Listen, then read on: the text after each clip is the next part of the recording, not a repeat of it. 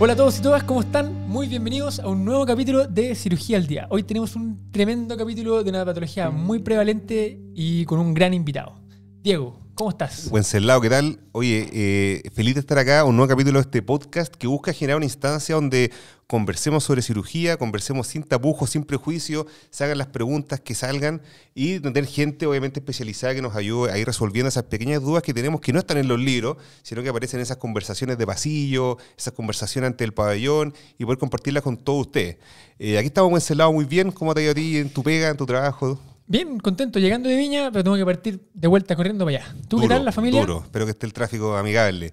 Acá bien, harto trabajo en la casa también, los niños ahí dan pega y además en invierno tú sabes que es un resfrío constante, pero ya saldremos de esta, así que nada, feliz de estar en una nueva instancia acá, poder compartir de nuevo con usted y con amigos cirujanos muy queridos además. Así es. Oye, Diego, pues tú no estás ahí. Hoy estoy agotado, ayer tuve turno, me tocó operar, estoy muerto, pero llegué para acá y me salvaste con este cafecito, Lavazza endomática, pero espectacular, así que con esto revivo y le damos el capítulo, pero con todo. Oye, tremenda alianza que tenemos desde el inicio del video podcast, así que muchísimas gracias a Lavazza con Vendomática que nos ayudan con un cafecito diario y con un pequeño regalito ahí para los invitados, así que muchísimas gracias, nada mejor que, porque el café no solamente nos sirve a nosotros como para los médicos, para levantarnos, despertarnos, sino que también nos reúne y nos permite una buena instancia de convivencia. Genera muchísimas conversación. Gracias. Exacto. Gracias, Lavazza y Vendomática. Hoy día tenemos invitado a un cirujano, tremendo docente y además un gran amigo de nosotros. Estamos felices de haberlo incluido acá en el podcast. Así que tenemos acá, bueno, voy a presentarlo primero, doctor Pedro Soto, cirujano, formado como médico en la Universidad Austral, después cirujano en la Universidad Católica, subespecialista en cirugía digestiva en la Universidad Católica, actualmente trabaja en Hospital de la Florida, en Red Salud y es docente además universitario. Pedro, bienvenido, un gusto tenerte acá. Cuéntanos un poco en qué estás ahora, tu background y vamos, después vamos al grano con Wences.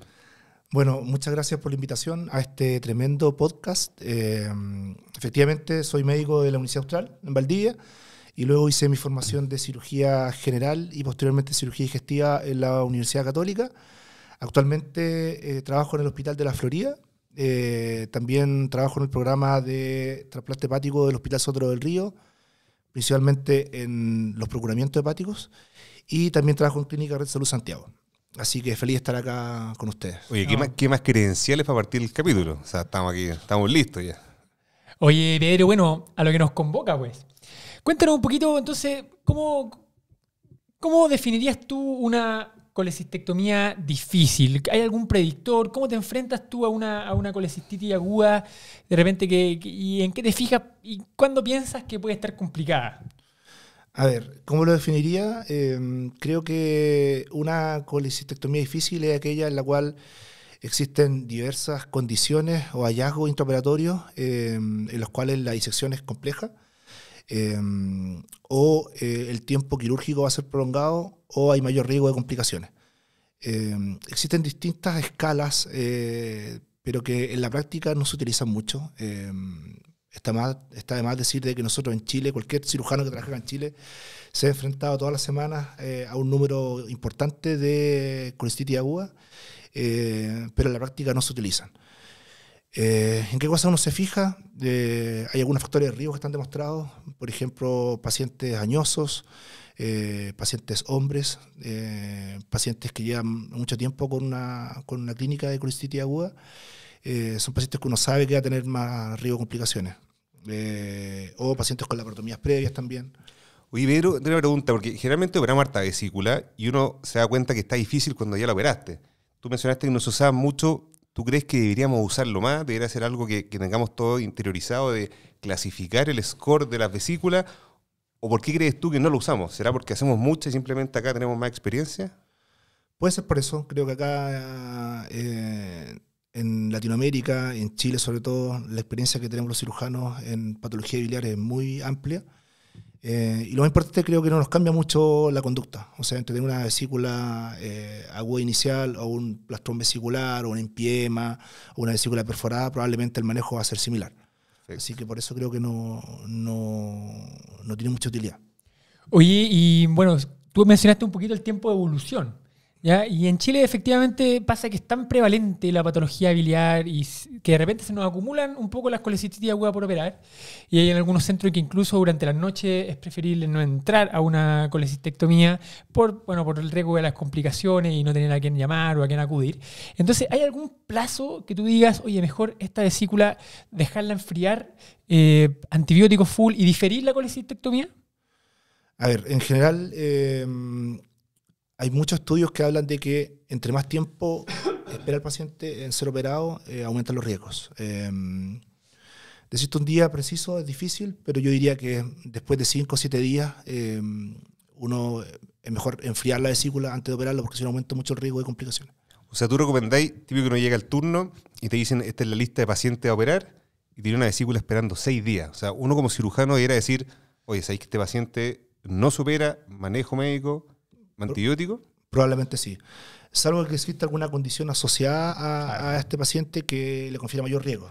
Por ejemplo, pacientes que son inmunosuprimidos, pacientes diabéticos, o pacientes los cuales en las imágenes se ve que tiene una colecistitis aguda complicada, con un absceso, por ejemplo. Ahí uno podría plantear la cirugía. Sin embargo, creo que más de 5 o 7 días es mayor el riesgo. Oye, y hablando de retrasar la cirugía vesícula, operar cólera aguda en la noche, ¿sigue siendo prohibitivo? ¿Te parece a ti que está bien? Eso de que vesícula después de las 8 no se opera.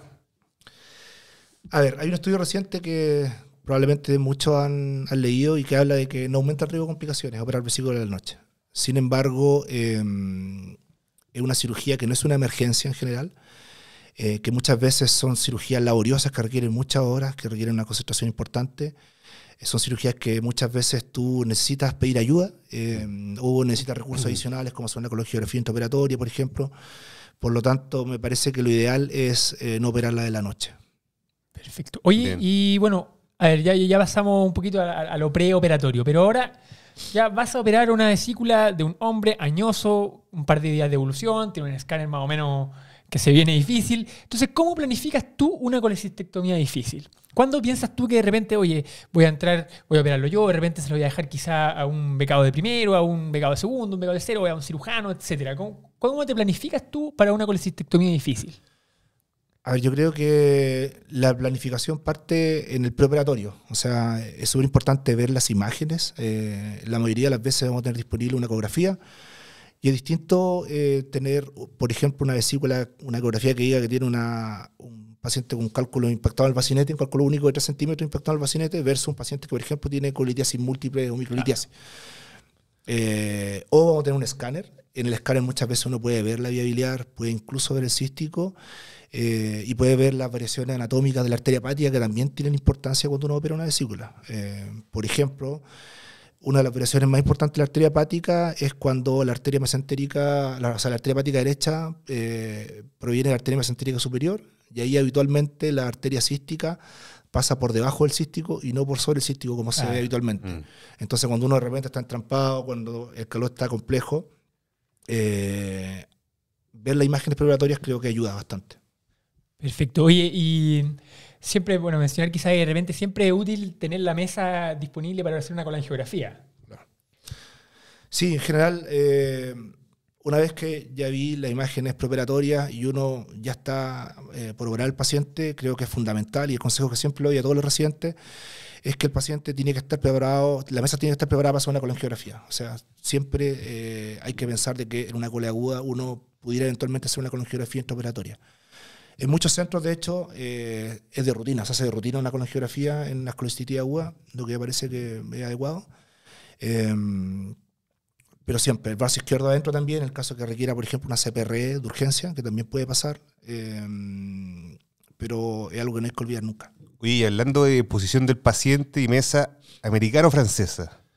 La verdad es que yo me formé en la escuela donde yo me formé, todas las vesículas operábamos con técnica francesa y que me parece que es la más cómoda, pero obviamente que va a depender del centro donde uno se forma. ¿Tú qué haces, Diego? Yo francesa, yo la verdad, claro, en la ECA lo hicimos, era americana la técnica, me acostumbraba a francesa y la verdad lo encuentro mucho más cómodo, la posición es más habitual a lo que hacemos, o sea, esa triangulación clásica, sea colon, sea vesícula, apéndice, me parece más natural. Ahora, yo aprendí en americana en ese momento. A mí me pasa que para la colangiografía yo siento que uno queda más cómodo el canular cístico y hacerlo más fácil desde la posición francesa. Ahora yo también me formé con la posición francesa y ahora llegué a Viña y toda americana y me tuve que adaptar a americana de nuevo. Creo que es importante eso de tener distintos recursos. Hay veces que no sé, por adherencia y cosas, no podéis poner los trócares y tener ambas estrategias. Obviamente te casáis con una, pero tenéis ambas oportunidades o ambas alternativas, lo que pone igual tener un abanico de opciones. Bueno, pasemos entonces ya nos encontramos ya con la masacre, con la catombe. Cuéntanos cómo te enfrentas, ya estamos aquí ya, ¿qué hacemos? A ver, antes de eso quería decir que es súper importante individualizar la posición de los trócares. ¿Ya? Por ejemplo, la técnica francesa, el trócar óptico habitualmente es periumbilical, pero muchas veces en pacientes obesos o pacientes que son muy grandes, es mucho más cómodo colocar el primer trócar sobre el ombligo y a la derecha. Como en la cirugía bariátrica. Claro, como flanco derecho. O sea, al lado izquierdo de la cirugía, al otro lado de la cirugía. No, me refiero un poquito más arriba. Claro.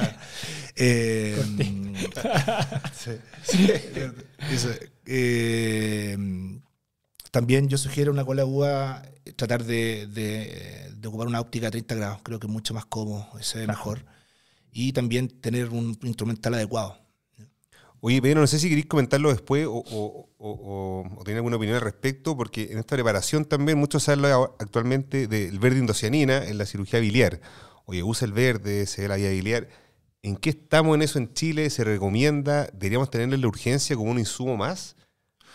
O sea, el uso del verde de indocianina cada vez más frecuente. La tendencia es a usarlo cada vez más. Nosotros lo usamos harto en cirugía hepática para marcar tumores hepáticos, pero también tiene utilidad para ver la vía biliar.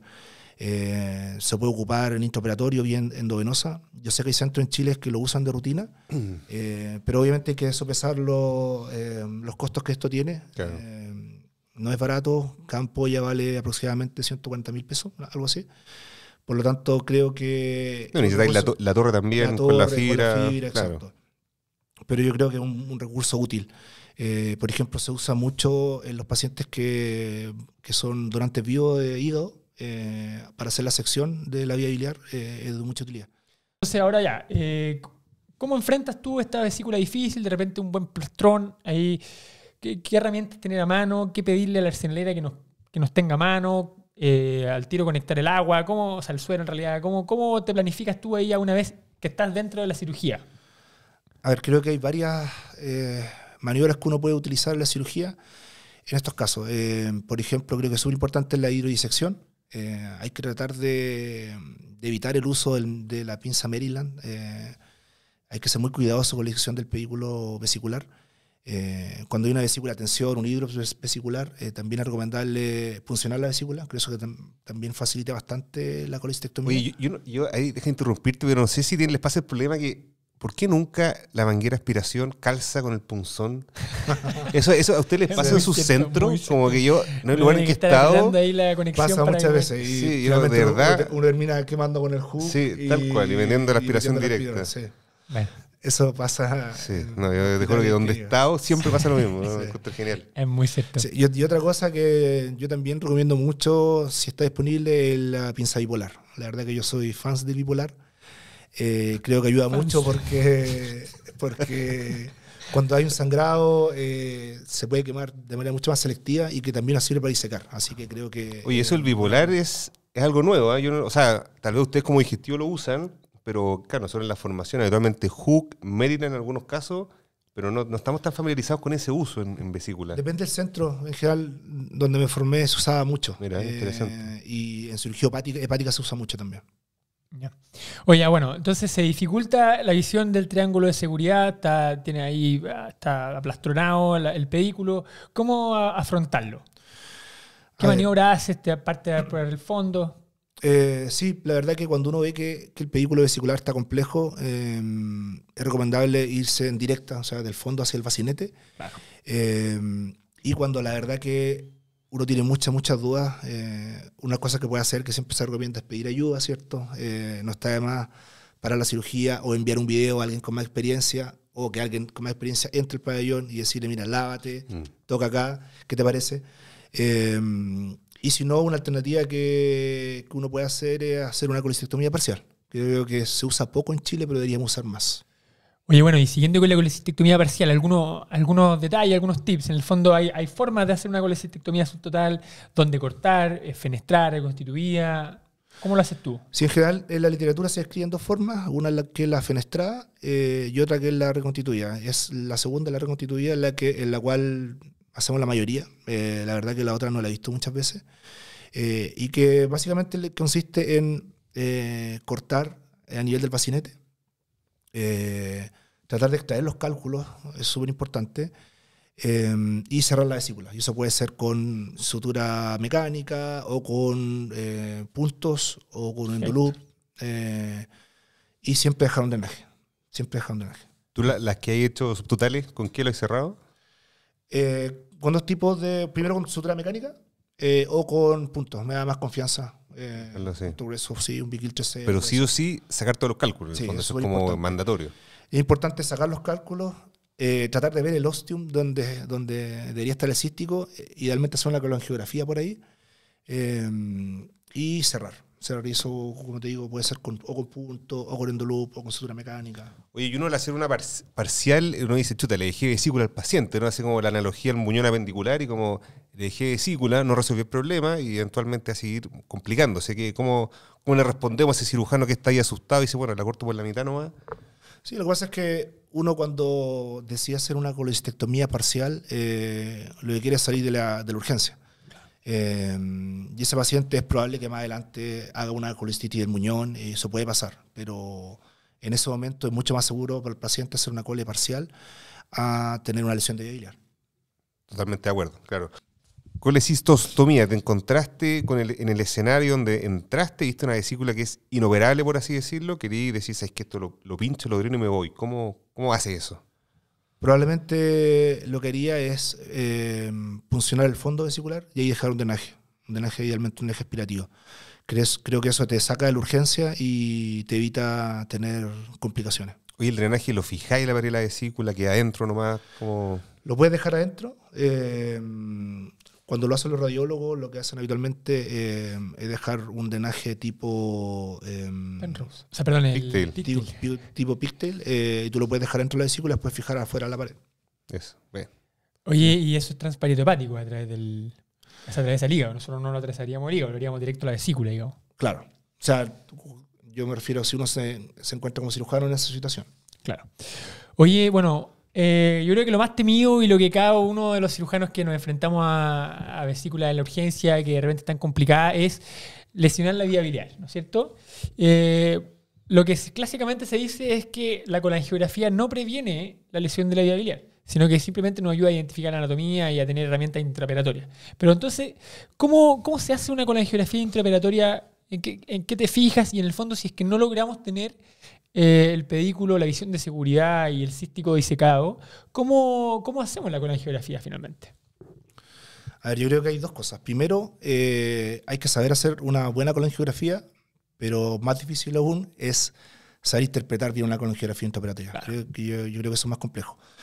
En general, ¿cómo yo lo hago? Habitualmente ocupo un catéter de peridural bajo el reborde costal derecho.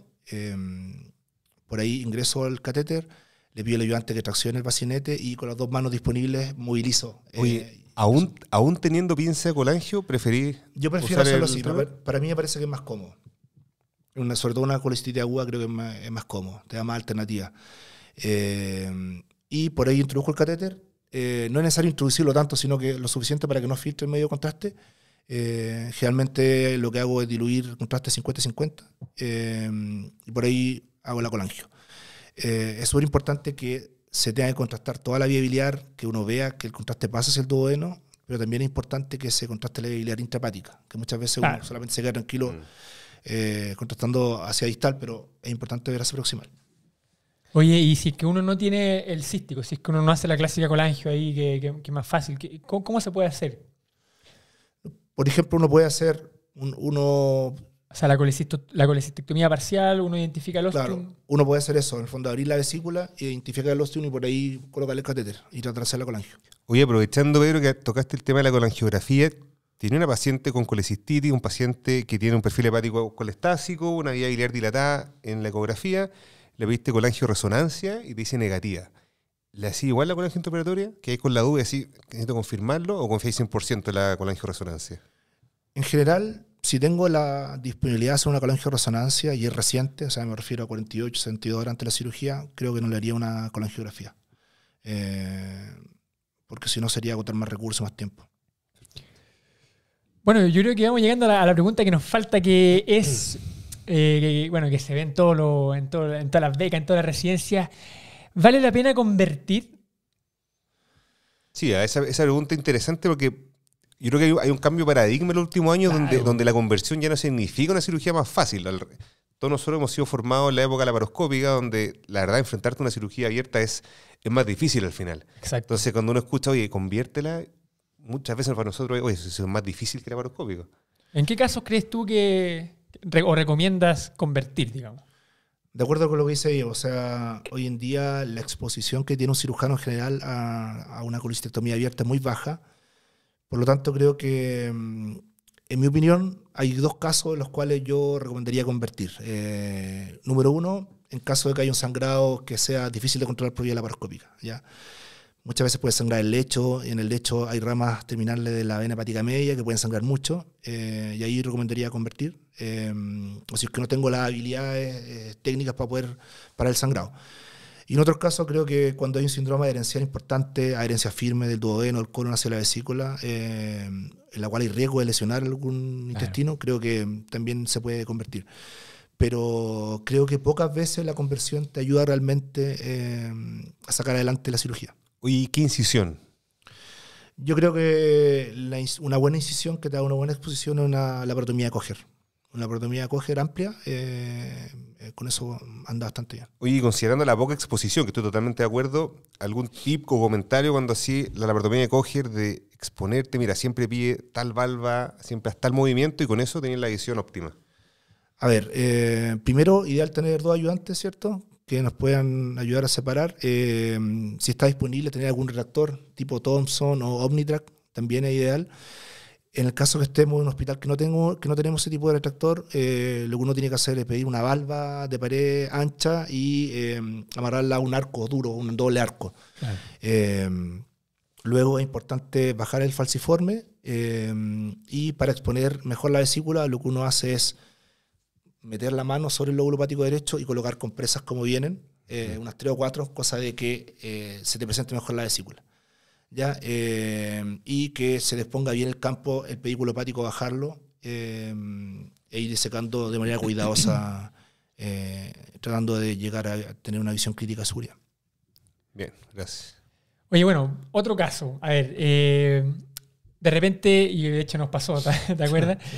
Que terminamos de hacer una disección, ya logramos sacar la vesícula del lecho, ya sacamos la vesícula incluso del abdomen, y después ya fuimos a revisar. Fue una colecistectomía súper difícil y nos enfrentamos con el lecho amarillo, con el fondo en que sale bilis. Esa gasa amarilla que te hace temblar. Esa gasa amarilla. Entonces, ¿cómo? Bueno, ya, o sea, en el fondo la facultad de hacer colangio, obviamente, pero de repente observas que tienes un pequeño orificio puntiforme en el coleo a nivel de la unión cístico-coleociana. ¿Cómo enfrentamos eso como cirujanos generales? ¿Cómo algún tip, qué hacemos? A ver, creo que el concepto es, cuando uno tiene una sospecha de lesión de vía biliar, tratar de hacer el menor daño posible, ¿ya? También es súper importante ver en qué centro uno se encuentra. Por ejemplo, hay centros en los cuales cuando tú tienes una lesión térmica intraoperatoria de la vía biliar y una lesión pequeña, puntiforme, probablemente una buena alternativa sea llamar a un endoscopista para que haga un RCP con alguna prótesis. Pero hay veces que no se cuenta con ese recurso. Claro. Y en esos casos me parece que si uno tiene la herramienta adecuada puede dejar un drenaje. Y con eso que se puede resolver en un segundo tiempo. Hay fístulas biliares que de repente son de bajo débito y que dejan de dar sola al par de días. Claro. Hoy puede requerir una CPR más adelante, pero en ese caso que dices tú que hay una pequeña lesión térmica pequeña, probablemente eso es lo que haría. Más que ponerme a colocar puntos con el riesgo de estenosar la vía biliar o hacer otra cosa. Oye, y sacar el clip que pusiste para hacer una colangia policístico. Sí, de todas maneras. O sea, o mejor drenaje y correr. O sea, si por ejemplo uno encuentra que hay bilis y no sabe dónde viene, la recomendación es esa, o sea, sacar el clip del cístico, hacer una buena colangiografía. Hay conductos derechos que son accesorios, conductos de Luchka que pueden haber y que muchas veces se pueden identificar con la colangiografía y se pueden cerrar con un clip. Así que también es una alternativa. Ahora, el típico, la típica frase de que lesión de vía biliar, en el fondo pon un drenaje y no hagas más, la apoya 100%, ¿verdad? O sea, porque muchas veces uno dice, chuta, tuve el accidente, tuve la lesión de vía biliar, voy a dejar un drenaje y además no voy a hacer nada más. Eso es lo recomendable, ¿verdad? O sea, es lo que deberíamos hacer. Exactamente. O sea, en el caso que uno como cirujano en general tenga una lesión de vía biliar, cambia muchos pronósticos si es que es advertida intraoperatoriamente. Idealmente pedir ayuda a alguien experto en cirugía patobiliar o alguien con más experiencia. Pero el concepto, como te repito, es tratar de hacer el menor daño posible. O sea, no está mal si uno tiene una lesión de vía biliar, dejar un drenaje y que lo pueda ver un equipo especializado al día siguiente. Y ese intertanto, ese entremedio entre que lo vea el cirujano digestivo, régimen cero, antibiótico de amplio espectro, ¿no es cierto? En general sí. Va a depender mucho del centro donde tú estés. Si, por ejemplo, estás en regiones muy alejadas y ves que el paciente se va a parar un par de días y llegar a un centro de referencia, probablemente el paciente puede comer y tener un drenaje y recibir antibiótico de todas maneras. Pero claro, si va a venir un cirujano digestivo el día siguiente a reparar la lesión de vía biliar, paciente hay que prepararlo para eso. Oye, ¿qué drenaje dejamos? Yo mismo voy a preguntar. Hemos hablado de los drenajes. Sí, lo ideal es dejar un drenaje aspirativo, idealmente un drenaje tipo Blake o si no un drenaje Jackson Pratt. Y si no tenemos, dejar un tubular. Recuerden también que el tubular pues, se puede convertir a aspirativo con tipo Babcock. Claro. ¿Y alguna recomendación de dónde exteriorizarlo? Porque en el fondo la función tiene su función el drenaje. Claro. O sea, en general, lo que uno busca es que el trayecto sea lo más corto posible. Entonces, idealmente que quede a nivel del pedículo hepático y que se exteriorice por flanco derecho o hipocondrio derecho. Claro, muchas veces uno de repente por ahorrarse otra incisión trata de sacarlo por algún puerto, por el trocar y quedando un poco más alejado y generando un trayecto que puede ser más largo. Exacto. No, es donde no ahorrar en eso, creo yo. Exacto. Sí. Oye, bueno, y yo creo que vamos llegando al cierre de este capítulo. Yo creo que hemos aprendido muchísimo. Yo tengo una pregunta más para Pedro, pero una pregunta de tu opinión personal, porque no tocamos el tema de colecolidiasis específicamente, ¿verdad? Esto era más de vesícula difícil. Pero ¿qué opinas tú de la formación de los cirujanos en Chile respecto a la exploración laparoscópica y la vía biliar? Me parece que nos enfrentamos constantemente a esta patología. Hay sitios con endoscopistas, sin endoscopistas, pero parece ser una competencia que no tenemos y que no nos estamos formando para manejar eso. ¿Te parece que debería ser una competencia de las becas de cirugía general? ¿Te parece algo de su especialista? ¿Qué opinas ahí al respecto? Me parece que la formación de cirugía general debería mejorar en ese sentido. Creo que un cirujano general debería ser capaz de hacer una exploración laparoscópica de la vía biliar, no necesariamente abriendo la vía biliar, si uno puede abrir puede hacer una exploración transística, claro, por ejemplo. Y sí debería tener la herramienta laparoscópica, como por ejemplo abrirla o cerrarla con puntos vía laparoscópica. Hay centros en los cuales se hacen. Pero también, por otro lado, tenemos que el recurso endoscópico también ha aumentado mucho. Claro. Entonces, no siempre se justifica. Pero me parece que sí debería ser una competencia, al menos tener claro los pasos y el enfrentamiento inicial. Bien, de acuerdo. Oye, sí, pues estamos llegando ya al fin. Creo que hemos pasado por todos lados de la vesícula difícil, Pedro. Antes, eso sí, de despedirnos, queremos darte un regalo. Así es. ¿Verdad? Oye, nos acompaña, como dijimos al principio del capítulo, el café Lavazza, en conjunto con Vendomática, así que muchísimas gracias, Pedro, te lleva una tacita ahí para compartir los cafés, tanto en familia, con el turno. Eso, iba a digerir la cola difícil ahí antes del turno. Oye, Pedro, bueno, para terminar, ¿algún consejo, algún tip final para los cirujanos, para los becados, para tus colegas de repente que se enfrentan a vesículas difíciles? ¿Alguna última frase, alguna frase de aliento para esos momentos difíciles cuando uno está en la colecistectomía? A ver, como frase final yo diría de que uno no es peor cirujano porque pide ayuda. ¿Ya? Hoy en día existen muchos recursos para pedir ayuda. Uno puede llamar a un colega, puede enviar un video o puede pedirle a alguien que venga de su casa y te entre ayuda a una vesícula y eso no te va a hacer menos cirujano. Yo he tenido grandes mentores en mi carrera y los mejores mentores que he tenido no escativan en pedir ayuda, me salí de pabellón, llamar a sus mentores y creo que eso es el consejo yo le daría a los cirujanos más jóvenes. Qué buen consejo, porque es verdad que de repente uno en la noche, en la soledad del turno, te sentís aislado y muchas veces pasa que te da vergüenza, así, chuta, ¿cómo no voy a ser capaz de hacerlo? Pero qué buen consejo nos estáis dando, porque realmente viniendo, especialmente un especialista como tú, pidan ayuda, o sea, no traten de hacer más cosas de las que pueden, sino que... Cualquier cosa también vamos a dejar el contacto de Pedro Soto, Eso, 24/7. Video, llamada, lo que quieran. Oye, encantado. Bueno, muchas gracias Pedro, pues ya te pasaste, muchísimas gracias y creo que hemos aprendido muchísimo, ha sido un gran capítulo, es un tema muy recurrente, muy frecuente, pero que sigue teniendo sus controversias. Eso, esperamos tenerte en otro capítulo relacionado a tu área, porque fue un agrado conversar contigo. Y aprovechamos también de dejarlo a todos invitados a los siguientes capítulos, ¿verdad? Este podcast sigue lanzando capítulos de distintas especialidades, distintas temáticas. Así que síganos en Instagram, en Spotify, en YouTube. Tenemos también para los boomers Facebook, así que tienen todas las alternativas para que nos puedan seguir por redes sociales. Eso, muchísimas gracias y nos vemos en el próximo capítulo de Cirugía al Día. Nos vemos, chao. ¿Sí o no? Bien.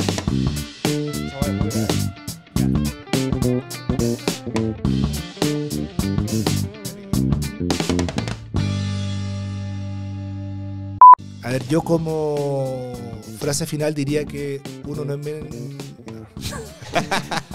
A ver, como frase final... Fue inspirador, güey. Me emocioné.